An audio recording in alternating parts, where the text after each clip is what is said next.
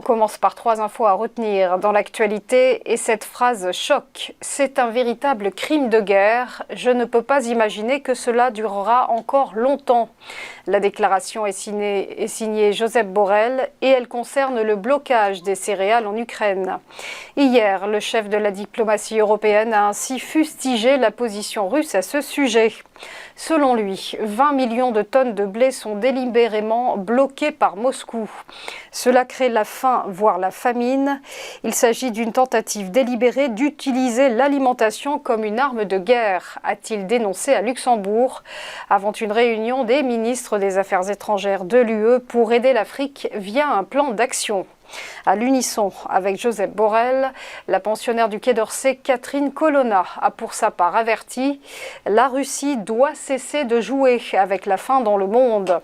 La réaction de Moscou ne s'est pas fait attendre. « C'est la faute des régimes occidentaux », a répliqué la chef de la diplomatie russe, Maria Zakharova.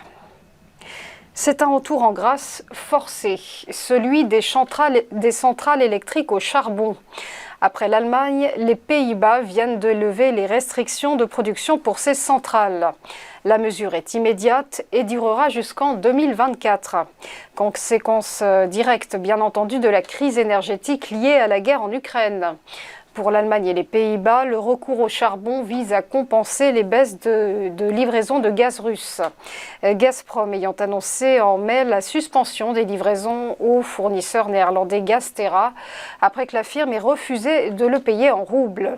Concrètement, les centrales électriques au charbon peuvent donc à nouveau fonctionner en pleine capacité, au lieu du maximum de 35%.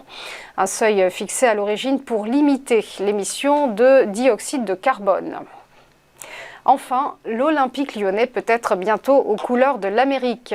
L'OL Group a annoncé être en négociation exclusive avec Eagle Football Holdings en vue d'une prise de contrôle du groupe LLC appartenant à John Textor. À 56 ans, le milliardaire possède déjà plusieurs clubs de foot, au Brésil notamment ou bien en Angleterre. Son arrivée conduirait à une cession complète de la participation de Pathé et à une liquidité progressive de Holnest, la holding familiale de Jean-Michel Aulas.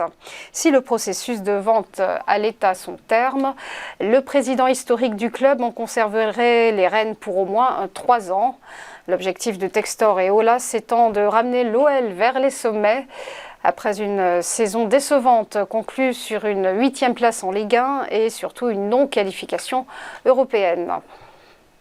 On passe au point bourse et rapide rappel de la clôture des marchés. Hier, c'était l'heure du rebond pour les places européennes. Le CAC 40 a progressé de plus 0,64%, terminant à 5 920 points.